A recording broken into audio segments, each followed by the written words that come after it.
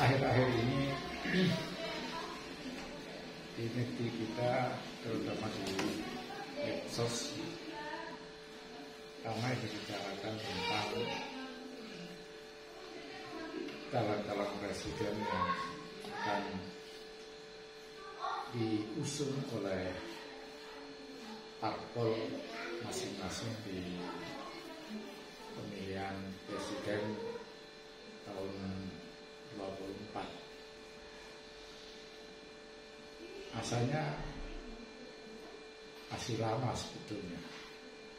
Artinya terlalu terburu-buru untuk kita melakukan itu. Tetapi rupanya orang beradu start dengan keyakinan bahwa memulai start lebih awal lebih bagus. Nah, yang diburu apa? Pertama, terkesan yang diburu adalah popularitas. Jadi kalau yang kita jagokan dari awal sudah diupayakan memiliki popularitas yang tinggi. Kemudian pada analisis kemungkinan peluang menangnya banyak dikaitkan juga dengan soal dana, banyakkan dana. Tentang kemampuan, orang cukup dibicarakan tentang hal yang berkaitan dengan pengalaman. Tetapi jarang sekali orang menyentuh hal-hal yang berkaitan dengan kemampuan sumber daya manusia untuk memimpin Indonesia sesuai dengan falsafah Pancasila. Orang mungkin tidak mengira ketika fokus perhatian pada kemenangan, tidak peduli calonnya itu seperti apa. Yang penting punya popularitas, yang penting punya dana untuk bisa memenangkan cukup.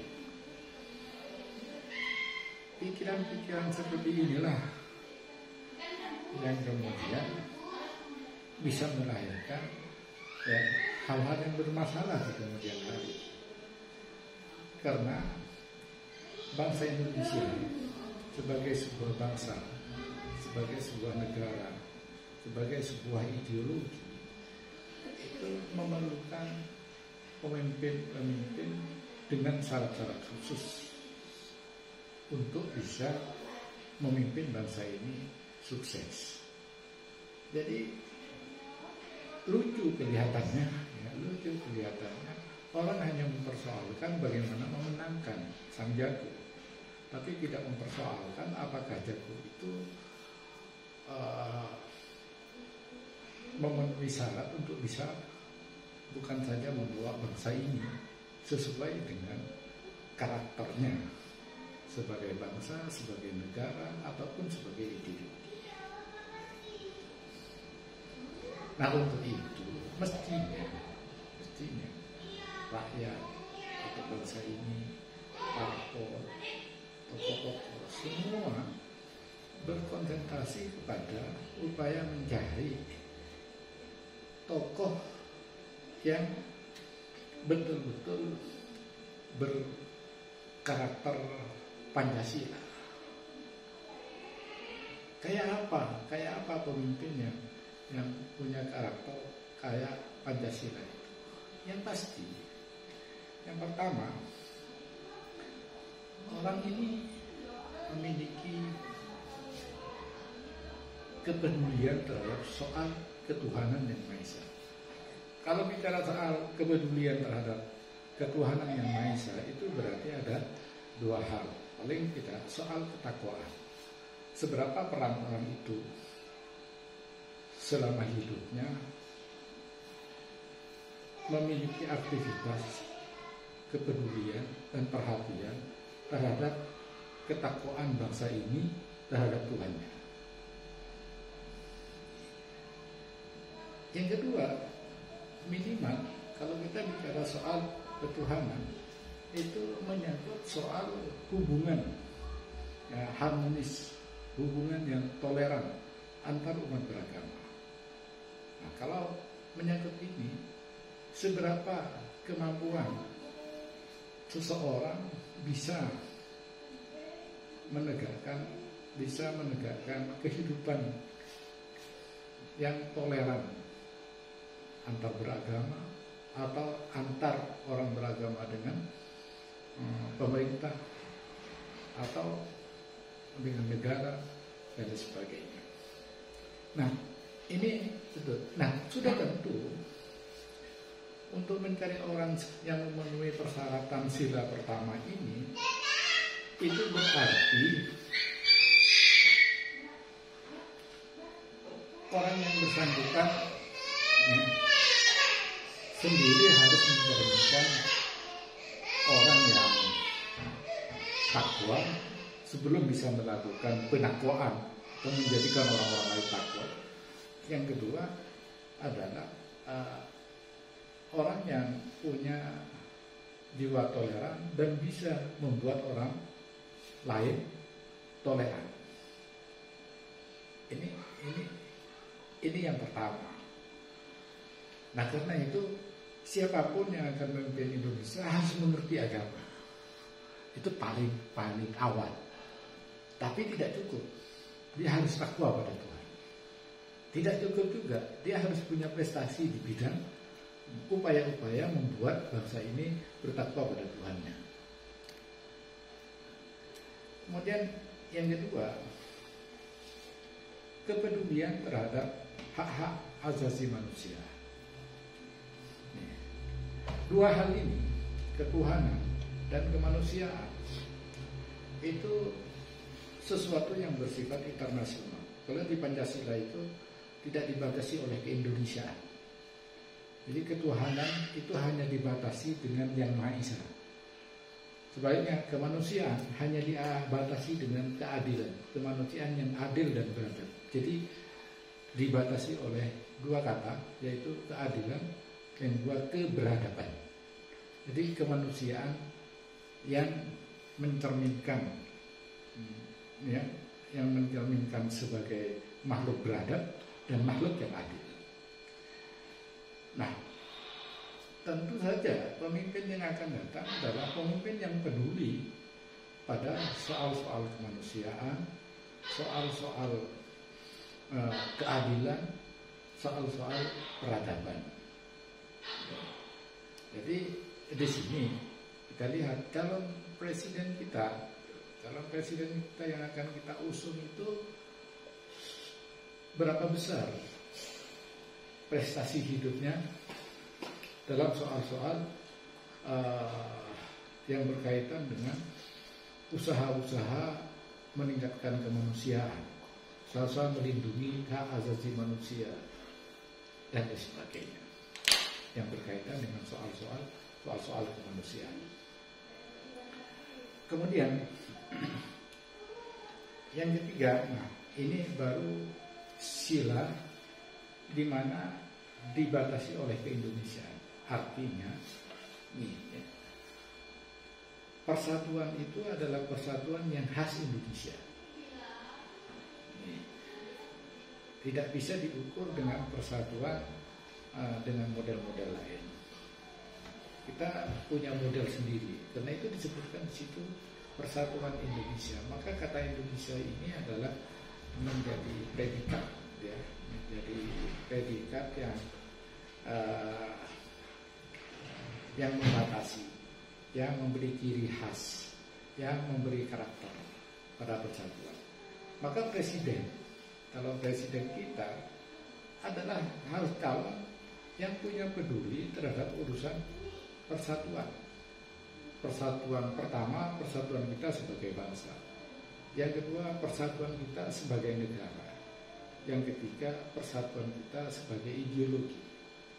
Bahwa bangsa Indonesia itu adalah bangsa yang cara berpikirnya adalah seperti ideologi Pancasila.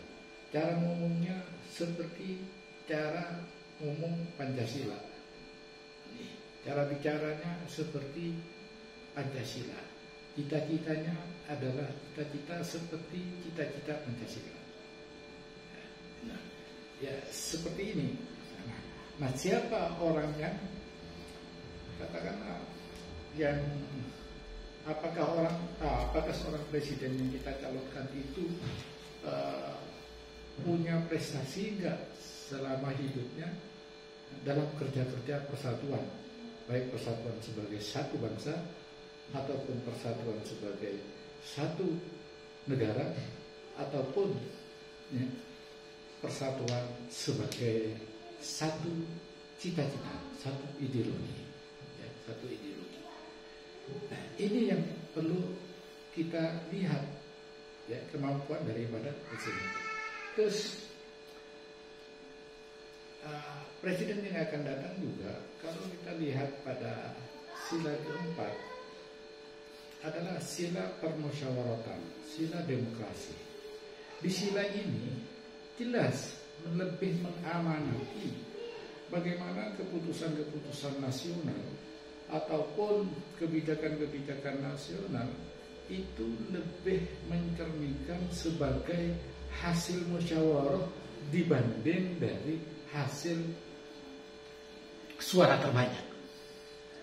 Artinya apa? Nih, musyawarah yang mewakili seluruh kepentingan, bukan mewakili parpol, tapi mewakili seluruh kepentingan rakyat.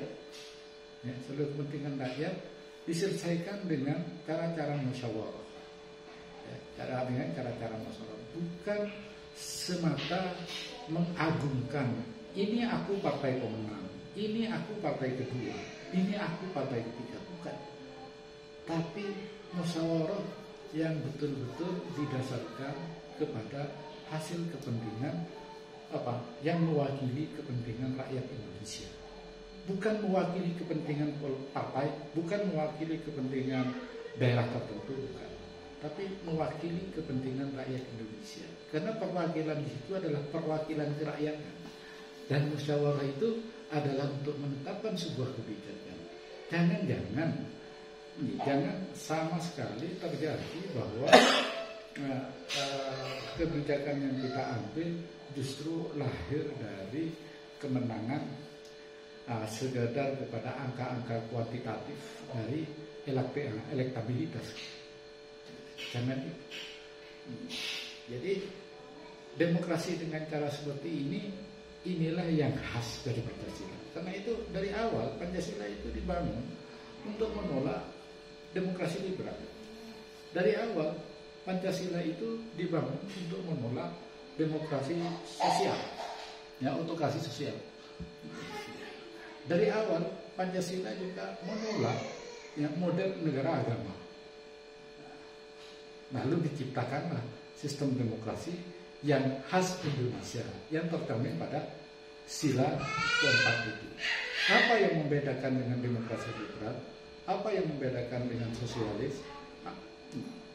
Apa yang membedakan dengan legalisme? Karena lebih menekankan pada satu, bahwa kebijakan nasional dirumuskan dari hasil permusyawaratan yang diwakili oleh kepentingan, ya, kepentingan rakyat Indonesia, bukan oleh kepentingan partai, bukan oleh kepentingan golongan tertentu, tapi kepentingan rakyat secara keseluruhan. Lalu yang terakhir adalah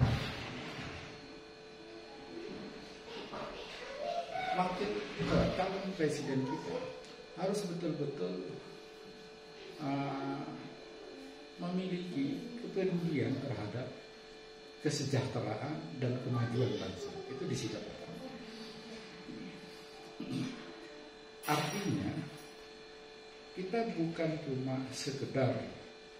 bukan hanya sekedar mampu membuat kesejahteraan, tapi sekaligus juga mampu memberi kemajuan.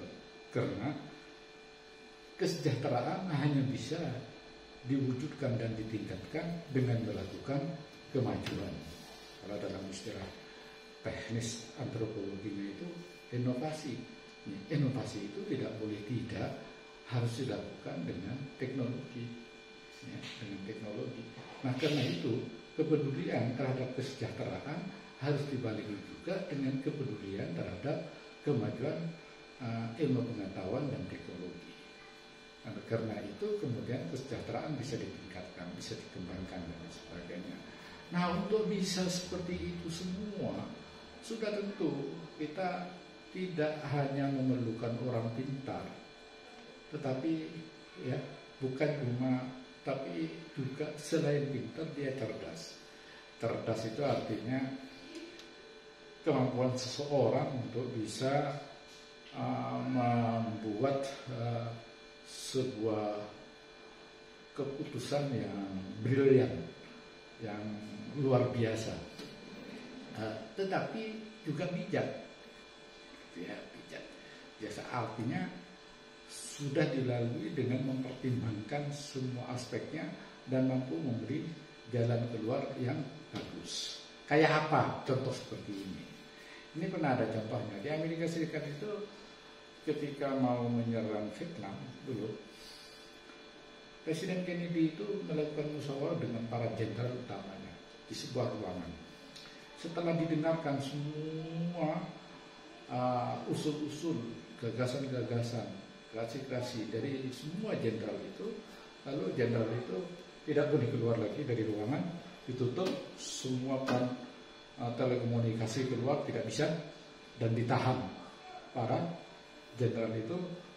Kemudian si Kennedy mengeluarkan perintah-perintah tentang strategi penyerangan terhadap Vietnam itu dengan caranya sendiri, dengan keputusannya sendiri. Dan akhirnya terbukti tentara Amerika Serikat menang dalam operasi itu. Baru kemudian para jenderal itu dikeluarkan, lalu mereka protes. Kalau kami disuruh berpendapat, tetapi tidak untuk diambil, untuk apa?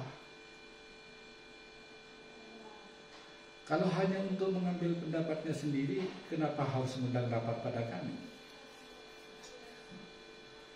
Kennedy jawab, saya ini bukan tentara, bukan jenderal. Pengetahuan Anda tentang militer, tentang bagaimana menyerang sebuah bangsa, saya perlukan. Tapi saya sadar bahwa keputusan untuk memenangkan sebuah penyerangan itu ada di ketepatan mengambil keputusan. Jadi pendapat-pendapat kalian itu bukan sesuatu yang sia-sia, tapi itu memberikan bahan pertimbangan bagi saya untuk mengambil sebuah keputusan yang cerdas. Itu. Jadi beda sekali antara orang pintar dengan orang cerdas. Barangkali para jenderal itu pintar tentang perang, pintar tentang strategi perang, tapi bagaimana membuat sebuah keputusan yang gitu untuk memenangkan sebuah pertarungan itu memerlukan kecerdasan seseorang. Tetapi data-data mereka tetap diperlukan. Nah, pemimpin seperti ini kita perlukan untuk bisa keluar di tengah problem, keluar dengan cara yang baik. Yang kedua, syaratnya sudah tentu orang ini yuridis, artinya selalu patuh pada aturan, tetapi tidak cukup itu. Selain patuh, dia harus jujur dan amanah. Sebab patuh aturan, patuh hukum bagi seorang presiden itu tidak cukup. Tapi yang lebih penting adalah jujur dan amanah. Kemudian yang terakhir, calon presiden itu harus pintar berkomunikasi dalam konteks nasional ataupun dalam konteks internasional, dalam konteks resmi ataupun dalam konteks kultural. Sebab apa? Sebab dia punya peran untuk selalu mendistribusikan kemauan negara kepada rakyatnya. Kalau komunikasi internasional, karena kita punya amanat bahwa bangsa ini dalam soal hubungan internasional menganut bebas aktif bebas, aktif. Ingat, aktif itu artinya memerlukan seorang presiden yang mempunyai kemampuan berkomunikasi secara internasional.